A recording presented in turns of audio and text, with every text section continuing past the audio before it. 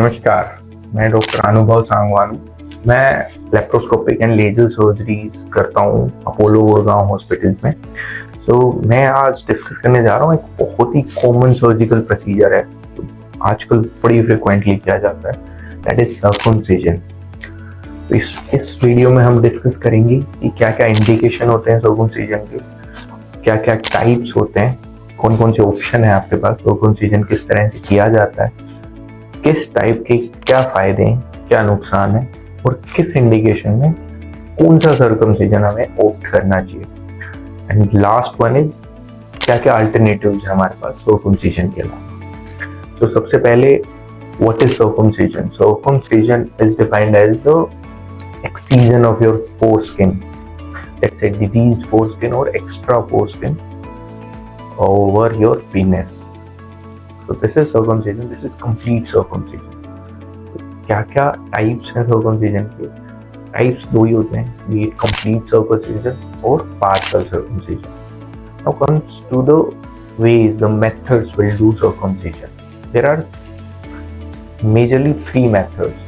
One is standard or conventional method, जिसमें हम scissor से कट करते हैं सर्कमसिजन फोरस्किन को और फिर एब्जॉर्बेबल सूचर, घुलने वाले टाँकों से उनको सूचर कर देते हैं। तो सर्कमसिजन के बारे में समझने के लिए पहले मैं थोड़ा सा एनाटॉमी बता दूं आपको। हमारा एक पीनस के ऊपर एक कैप जैसी चीज होती है जिसको ग्लांस कहते हैं, और उसको कवर की होती है हमारी दो स्किन की लेयर, और वो स्किन की लेयर्स अंदर से अटैच होती हैं पीनिस से एक जगह से जिसको फ्रेनुलम कहते हैं। तो ये पार्ट है इस सर्जरी के। हम क्या करते हैं, जो दोनों लेयर्स हैं उनको कट कर देते हैं टिल जहाँ से वो ग्लांस स्टार्ट होता है, जहाँ उसका ब्रॉडेस्ट पार्ट होता है, और जो अटैचमेंट है उसको वहाँ पे अटैच कर देते हैं। सो कई बार वो अटैचमेंट हाइयर होती है, उसको हाइयर फ्रेनुलम अटैचमेंट कहते हैं, उसको हम कट करके जहाँ नॉर्मल पोजीशन पे करते हैं उसको फ्रेनुलोप्लास्टी कहते हैं। नाउ दोनों लेयर्स को कट तो कर दिया और फिर उन दोनों लेयर्स को अप्रोक्सीमेट करना होता है, वो हम सूचर से करते हैं। तो वो चारों तरफ टाँके लगा देंगे, क्योंकि एब्जॉर्बेबल सूचर्स होते हैं, अपने आप घुल जाते हैं। तो उनको लगाने से वो जल्दी हील करेंगे और हफ्ता 10 दिन में वो सूचर उसको हील कर देंगे दोनों layers को, and we can remove those sutures after 10 days or they will absorb by itself in 2 weeks. So this is circumcision. This is complete circumcision, जब आपके ग्लांस के नीचे तक की स्किन को एक्साइज कर दिया जाता है। तो now we have two parts. One is partial circumcision, one is complete circumcision. Partial circumcision और complete circumcision में क्या डिफरेंस है? Partial circumcision में हम उसको इतना ही काटते हैं जो डिजीज पार्ट होता है, जिसके बाद we can easily retract it back.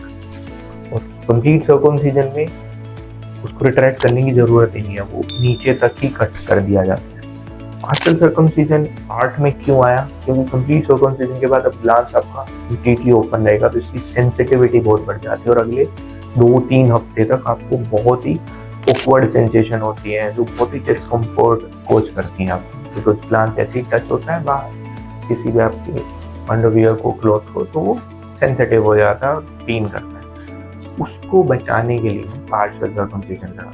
कुछ रिलीजियस पर्पस पे भी लोग कहते हैं कि वी नीड पार्शियल सर्कमसिजन और कंप्लीट सर्कमसिजन। तो पार्शियल सर्कमसिजन में अब कैच क्या है कि मतलब फिर तो हमें हमेशा पार्शियल सर्कमसिजन कराना चाहिए, बट पार्शियल सर्कमसिजन के बाद एक कॉम्प्लिकेशन होता है कि जहाँ पे उनको मिलाते हैं दोनों स्किन को, सूचर करते हैं, वहाँ जो जब वो हील होती हैं तो एक रिंग बन जाती है, और जो पहले परेशानी थी रिट्रैक्ट बैक नहीं हो रही थी, वो परेशानी फिर से आ जाती है। तो इसलिए पार्शियल सर्कमसिजन को यूजुअली ऑप्ट नहीं किया जाता, बट इसमें हमने थोड़ा सा अमेंडमेंट किया है कि हम उस सूचरिंग को, जो आपका बाहर वाली स्किन है और अंदर वाली स्किन है, उसको बाहर वाली स्किन को थोड़ा सा ऊपर छोड़ते हैं एंड अंदर वाली स्किन को नीचे तक कट कर देते हैं, जिससे फायदा ये होता है कि बाहर वाली स्किन को फोल्ड करके अंदर जाके सूचर किया जाता है। तो जो स्कारिंग आती है वो ग्लांस के नीचे ही आती है एंड स्किन आपकी कवर करने के लिए रह जाती है। द पार्शियल सर्कमसिजन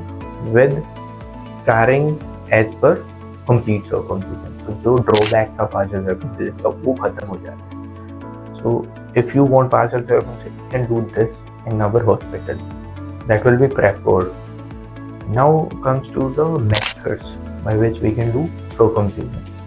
Usually 3 तरह के होते हैं. एक स्टैंडर्ड और कन्वेंशनल मेथड होता है जिसमें हम सीजर से कट करते हैं.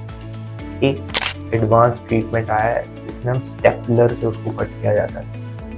एक स्पेसिफिक इंस्ट्रूमेंट है, सर्कमसिजन स्टेपलर कहते हैं इसको. वो सिर्फ उसी के लिए बना होता है एंड वन टाइम यूज होता है. उसको कट किया और वो स्टेपल कर देता है.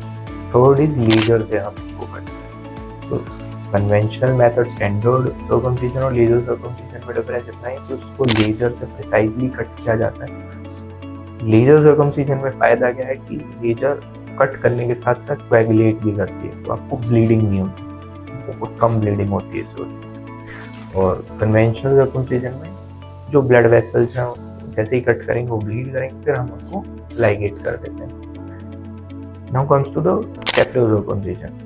स्टेपलर सर्कमसिजन में स्पेसिफिक इंस्ट्रूमेंट होता है, उसमें एक कटर होता है और स्टेपल्स होती हैं. जैसे वो उसमें हम इंसर्ट कर देते हैं, फिर उसको कट कर देते हैं. वो एक कॉस्मेटिक इंसिजन देता है, बिल्कुल गोल काटता है, प्लस स्टील पिन से उसको पिन अप कर देता है. सो स्टेपलर सर्कमसिजन बहुत ही कंफर्टेबल है, बहुत ही इजी गोइंग सर्जरी है. लेकिन इसका एक दो ड्रॉबैक है.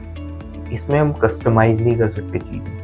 Cannot go for partial circumcision with stapler circumcision. And इसमें स्टील पिन होती है. जब कई बार आइडियली तो ये स्टेपलर लाइन जो स्टील पिन और सिलिकॉन जेल के प्लेट के साथ होती है वो अपने आप शेड ऑफ होती है आफ्टर 2 वीक्स. लेकिन कई बार वो पिन्स अनवाइंड हो जाती हैं और वो आपके अंदर वाले ग्लैंड्स को पियर्स करती हैं. तब ये बड़ा पेनफुल सिचुएशन हो जाती है. उन पिन्स को निकालना पड़ता है और एक और सर्जरी हो जाती है. वो एक थोड़ा सा ड्रॉबैक है इसमें. बाकी सब कुछ बेटर है बाकी सर्जरीज. और एक आपकी स्टील पिन लगी होती हैं वो थोड़ा डिस्कम्फर्ट कोज करती हैं. While in laser and standard circumcision soft sutures होते हैं जो कि एब्जॉर्बेबल होते हैं, तो वो डिस्कम्फर्ट कम होता है एंड उनको हम अपने हिसाब से निकाल सकते हैं. स्टील पिन लग गई वो अपने आप ही शेड ऑफ होगी.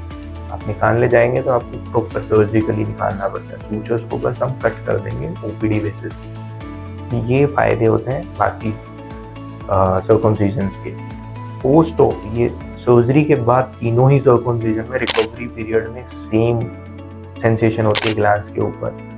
Pen level we can say कि स्टेपलर सर्कमसिजन में थोड़ा कम होता है, बट बाकी दोनों में थोड़ा ज़्यादा होता है compare to stapler circumcision. But mainly post surgery इसमें पेन कंसर्निंग फैक्टर नहीं होता. कंसर्निंग फैक्टर होता है ग्लैंड्स की सेंसिटिविटी. वो तीनों में सेम होती. So but I can say कि पोस्ट ऑप तीनों को लेके कोई ज़्यादा फायदे नहीं है. But intra op yes stapler circumcision is most advance and sutureless and we can say bloodless. और as far as cost concern stapler और लेजर सर्कमसिजन की कॉस्ट बेट हायर साइड होती है स्टैंडर्ड और कन्वेंशनल सर्कमसिजन से. So this is all about circumcision, types of circumcision and the methods we can use in circumcision. Now consider to the alternative for circumcisions. We can go for frenuloplasty. Let's say आपकी grade 4 hemosis है, तो उसमें सिर्फ higher attachment of frenulum, तो हमें पूरा skin exercise करने की ज़रूरत नहीं है. उसमें सिर्फ हम फ्रेनुलोप्लास्टी करेंगे and will be fine. We can go for dorsal slitting. अगर इमरजेंसी में आपको पैराफेमोसिस हुआ है, like because of circumcision swelling आ गई है वहाँ पे बिकॉज ऑफ फेमोसिस, तो उसमें सिर्फ हम डोर्सल स्लिट करें. या फिर अगर आपको कोई कोमॉर्बिडिटी है, कार्डिक पेशेंट है, आप एजेड पेशेंट है, तो डोर्सल स्लिट होता है. बस पीछे की स्किन में एक इंसिजन देते हैं जिससे वो स्किन थोड़ी ओपन हो जाती है एंड इजीली रिट्रैक्ट बैक होती है. This can be done. तो that's all about circumcision. Next video में हम दूसरे प्रोसीजर के बारे में डिस्कस करेंगे. Thank you.